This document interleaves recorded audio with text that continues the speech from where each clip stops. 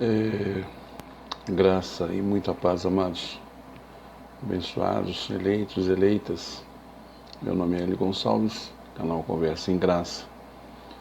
E vamos aproveitar para continuar aquelas perguntinhas que já me fizeram e as respostas que a graça dá. As respostas que o Evangelho genuíno nos fornece. Tudo aquilo que no sistema religioso prega ainda para o futuro, no antigo pacto, que já aconteceu no novo, né? Vamos lá então.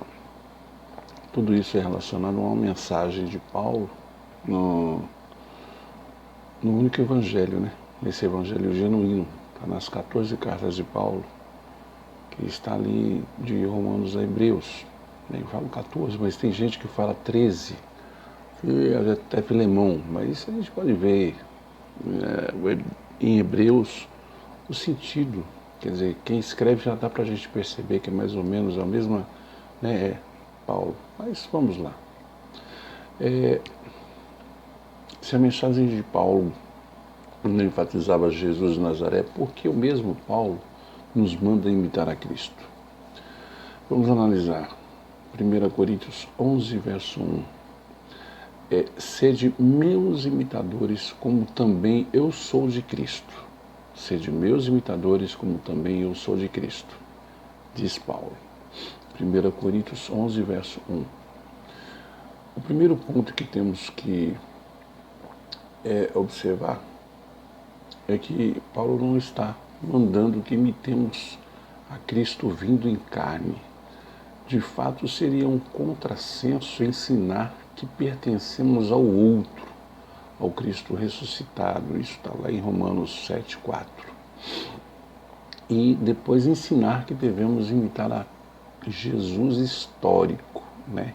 Esse Jesus histórico está nos evangelhos que todos falam, evangelhos de Marcos, Lucas, Mateus e João. Não.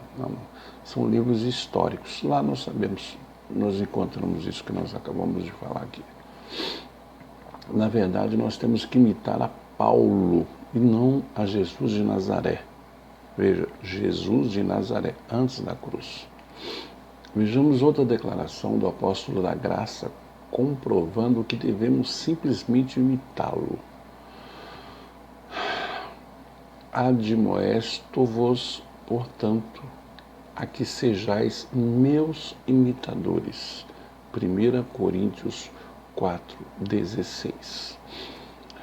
Imitar Paulo é imitar o Jesus ressuscitado, ou seja, é viver de acordo com sua sã doutrina. Sã doutrina, a graça.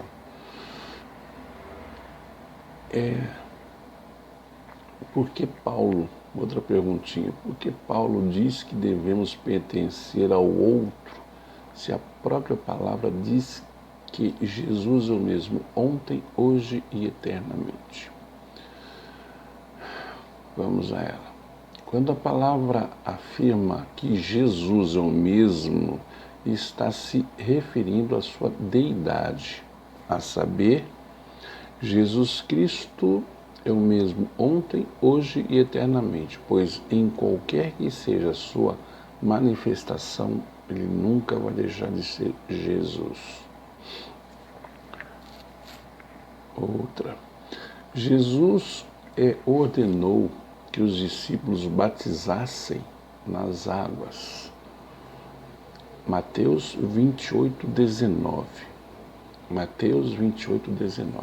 Como pode ele,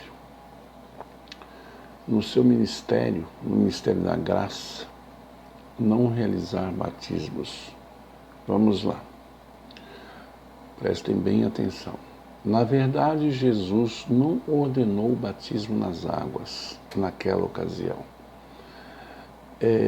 Basta uma simples conferida no próprio texto bíblico e uma rápida pesquisa na história dos manuscritos da Bíblia que veremos a farsa religiosa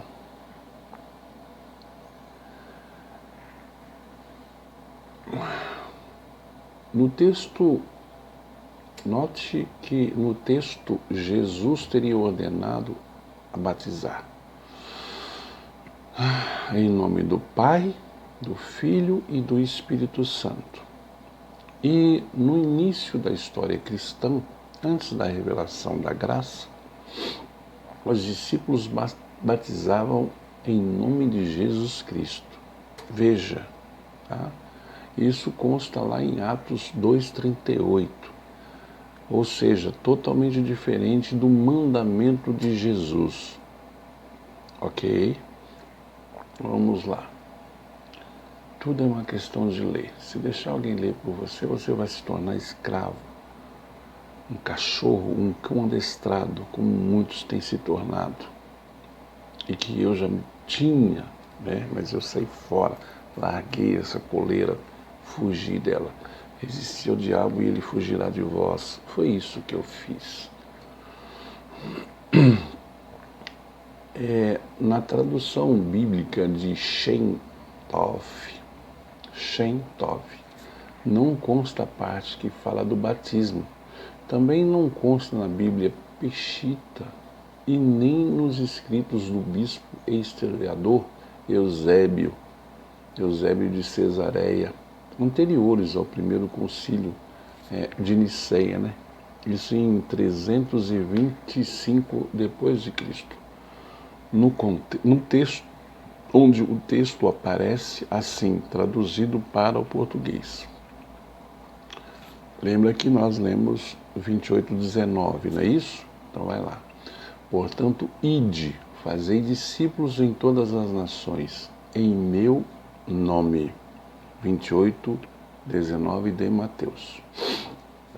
Certamente, essa parte do batismo fora acrescentada pela tradição religiosa para justificar a teologia da Trindade, para justificar, porque se antes, porém, batizava em Cristo, e Cristo já havia dito que era batizar em nome do Pai, do Filho e do Espírito Santo. Porém, mesmo que Jesus tivesse ordenado o batismo aos seus discípulos, é óbvio que ele teria feito isto, pois não ainda era o tempo. João 16:12, para revelar o verdadeiro batismo.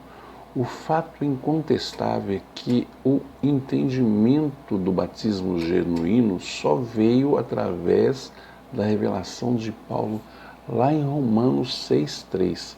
Note também que tudo que aquilo que nós falamos, que o sistema religioso prega no antigo pacto, ainda vai acontecer, já aconteceu. É só você ler Novo Pacto, né? De preferência de Romanos a Hebreus, que foi o único apóstolo da graça, o apóstolo que recebeu a revelação de Cristo, o único de todos eles, o único que recebeu. Isso consta também lá em 2 Coríntios capítulo 12, versos 1 e 2.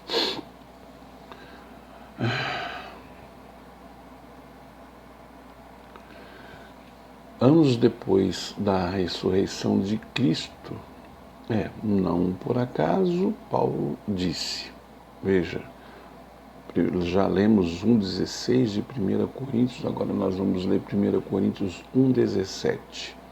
Cristo não me enviou para batizar, mas para pregar o Evangelho. É o que nós estamos fazendo aqui, ok? Eu te batizo em nome do Pai. Que isso? Ele já te batizou na cruz.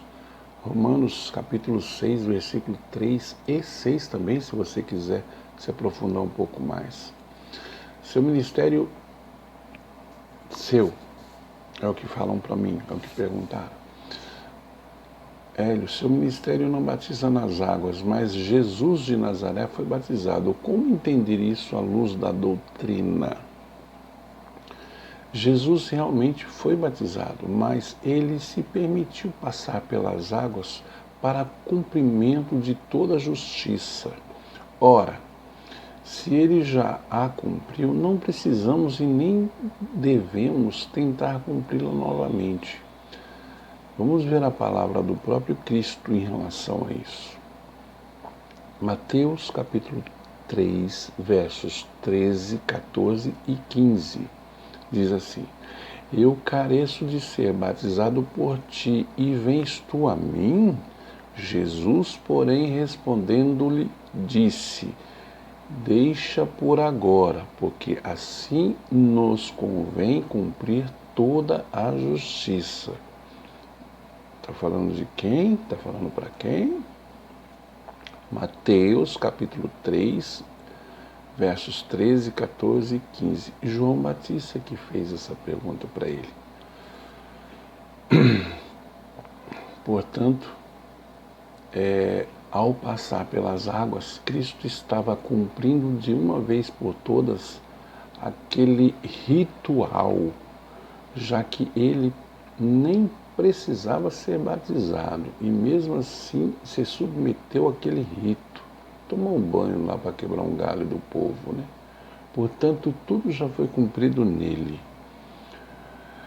Outra perguntinha: como vocês, nós, credores, seguidores da graça, do único evangelho,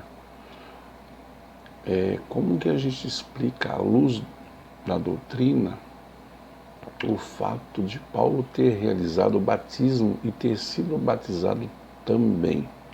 Vamos lá. Veja que está tudo no mesmo, né? De fato, Paulo chegou a batizar alguns durante o seu ministério, que foi em 1 Coríntios, capítulo 1, versos 14, 15 e 16.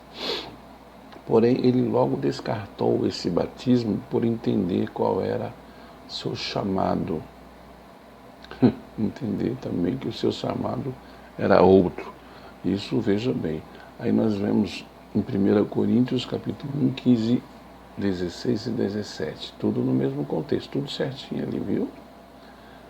Aí, aqui existe uma riqueza de versos para que você entenda com perfeição. Então, procure pesquisar, ok?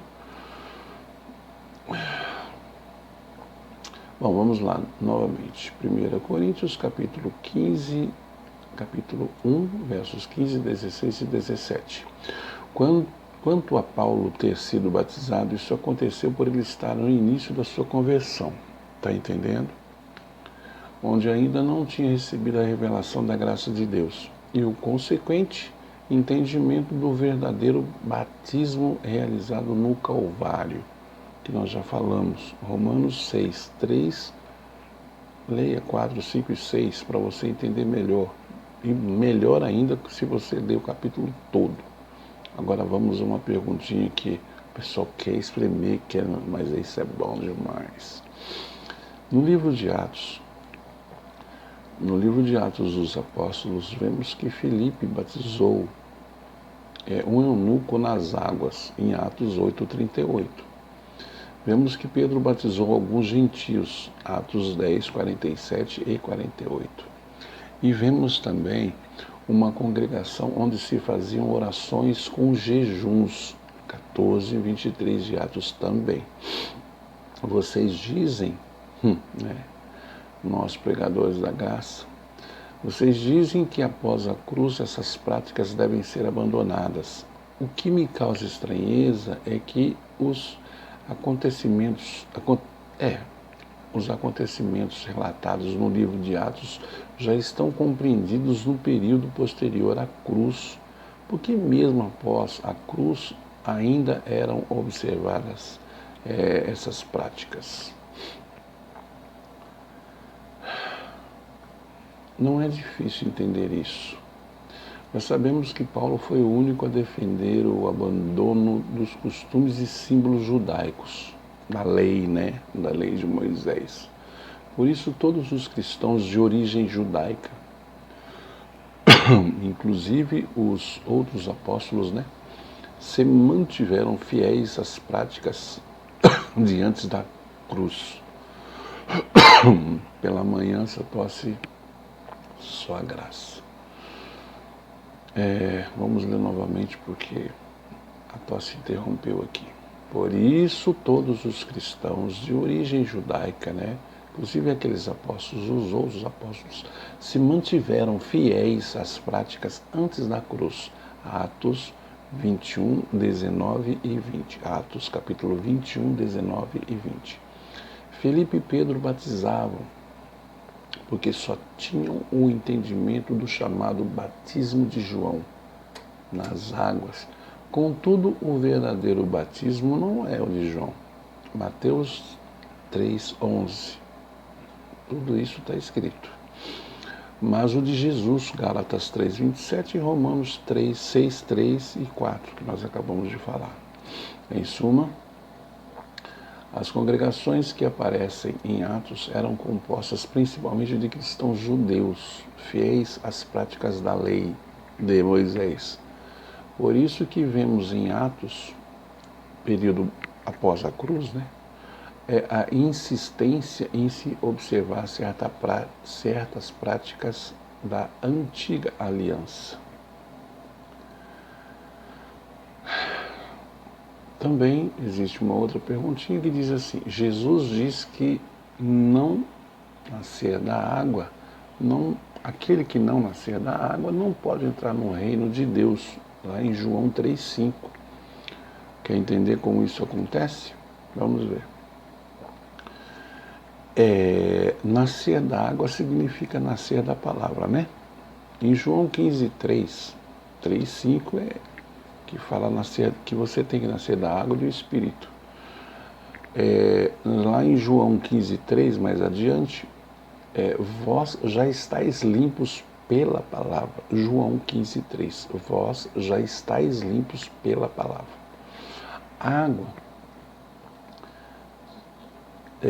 Água traz limpeza e nós somos limpos na mente pela palavra de Deus, que é a verdadeira água purificadora.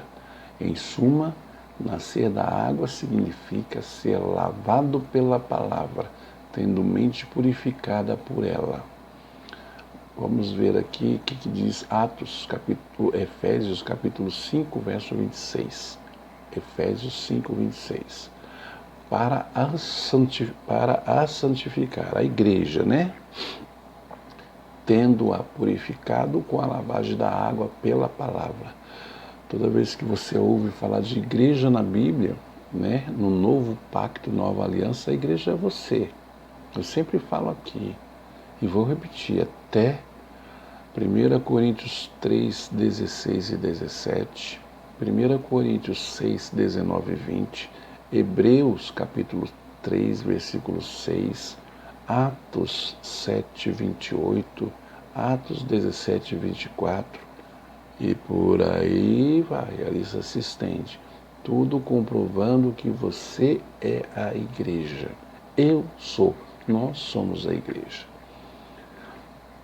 O batismo nas águas do sistema religioso é apenas um banho, O batismo nas águas simboliza a morte para o mundo e o viver para Deus.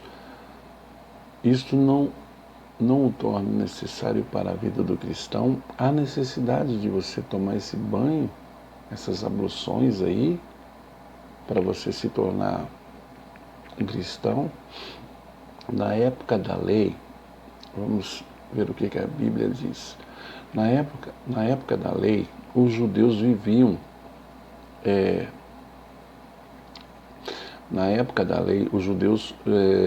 viviam simbolizando as coisas que ainda iriam acontecer, como hoje, no sistema religioso, vai acontecer. O diabo, o mundo vai acabar, não sei o que, Jesus vai voltar. Isso já aconteceu, mas você é livre. Foi para isso que Cristo morreu na cruz, te libertou, me libertou. Gálatas capítulo 5, você é livre. Você é livre. Gálatas capítulo 5. Tudo nas cerimônias era um símbolo e apontava para o que Cristo faria por nós definitivamente na cruz. Por isso que ele diz: está consumado. Nesta nova aliança, Porém, não devemos viver simbolizando as coisas, pois estamos no tempo dos bens já realizados. Isso a gente pode conferir em Hebreus 9:11. Na versão Almeida revisada, do Titio Almeida, ou na nova versão internacional, na NVI. Além disso, o que exibe a nossa morte para o mundo é o viver para Deus, não é o batismo nas águas. Difícil as pessoas entenderem isso. Mas sim, a nossa real mudança de vida que o Evangelho nos proporciona, né? Eu já falei aqui também sobre um pastor que me convidou, né, para dar uma palavra em sua igreja, já perguntou o que é que a gente ia pregar. Aí eu disse para ele que eu estou lendo ultimamente, o livro de Tito. Vamos pregar sobre Tito. Ele voltou atrás, rapidinho. Vamos ler aqui? Já lemos, né? Vamos ler de novo. Além disso, o que exibe a nossa morte para o mundo é o viver para Deus, não é o batismo nas águas, mas sim a nossa real mudança de vida que o Evangelho nos proporciona. Tito, capítulo 3, verso 5. Seria mais ou menos por aí que esse seria o foco. Então, logicamente, que ia quebrá-lo ao meio. Se a salvação não é por obras, como explicar 2 Coríntios 5:10? Pergunta novamente. Se a salvação não é por obras, como explicar 2 Coríntios 5:10? Vamos relembrar aqui 2 Coríntios 5:10. Porque todos devemos comparecer ante ao tribunal de Cristo, para que cada um receba segundo o que tiver feito por meio do corpo, ou bem ou mal. 2 Coríntios 5:10. Este, por meio do corpo, ele significa por meio da nossa vida aqui na terra.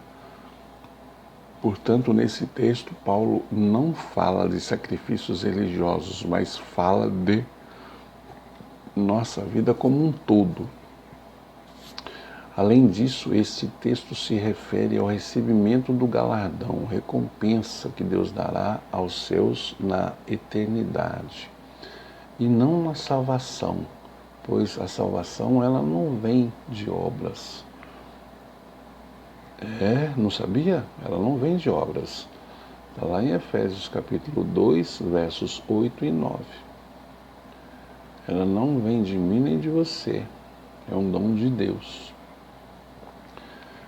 Vamos lá, vamos passar uma pazinha de cal aqui, só para a gente pegar e já deixar de lado e continuar isso num próximo vídeo, né? Se a salvação não é por obras, por que está escrito em Mateus, olha, sempre o antigo pacto, isso é do sistema religioso, sempre. Tudo que você faz no novo, na nova aliança que nós estamos, vem a resposta, né? E por quê? Por que Gênesis fala assim, não sei o que, é sempre desse jeito. Se a salvação não é por obras, por que está escrito em Mateus 11:12 que o reino dos céus é tomado à força? Vamos lá. Desde os dias de João Batista até agora, o reino de Deus, o reino dos céus é tomado por esforço, e os que se esforçam se apoderam dele. Mateus 11:12, né? Como sabemos, a salvação não tem nenhuma relação com os esforços e as obras humanas. Ele já nos foi dado, né? Pela graça. Em Efésios 2, 8 e 9, que nós lemos agora. No texto de Mateus 11:12, Jesus ensina que a única responsabilidade de alcançar o reino até aquele momento era por meio do esforço próprio. Em Lucas 16:16, quando as pessoas falam assim, poxa, ali vai um homem de Deus, uma mulher de Deus, ela fala a profeta, porque fala tudo, que não sei o que, papai. Ei, hoje, 2022, não tem mais, não existe mais. A lei de Moisés e os profetas duraram até João, Lucas 16:16. Por isso que não existe mais. Isso não significa que tal façanha era possível aos homens, muito pelo contrário. Mateus 19, de 25 a 26. Porém, a partir de sua manifestação, isso seria diferente. Quando lemos o contexto, vemos Jesus se referir ao descanso, ao seu jugo suave e seu fardo leve. Ou seja, a partir da sua manifestação, não seria mais pelo esforço. Nesse novo pacto, nessa nova aliança, nós já fomos transformados para o reino de Deus. Está em Colossenses capítulo 1, versículo 13. Portanto, já podemos usufruir dele e reinar em vida pelo recebimento da abundância da graça. Eu costumo abrir aqui esse vídeo, esse nosso bate-papo, chamando de reis e rainhas, que vocês reinam em vida e tal, mas está em Romanos 5,17. Eu não estou inventando nada. Eu espero ter ajudado em algo. Eu gostaria muito que vocês lessem e refletissem. Meu nome é Hélio Gonçalves, canal Conversa em Graça, Lembrando sempre que a verdade dói, a dúvida corrói e o sistema religioso destrói. A mentira destrói, quando não mata. Espero ter ajudado. Graça e muita paz. Ative o sininho. Veja mais para frente o que a gente tem a dizer aqui. Mais respostas a gente vai dar. A Bíblia vai dar. A graça. Amém? Deus abençoe.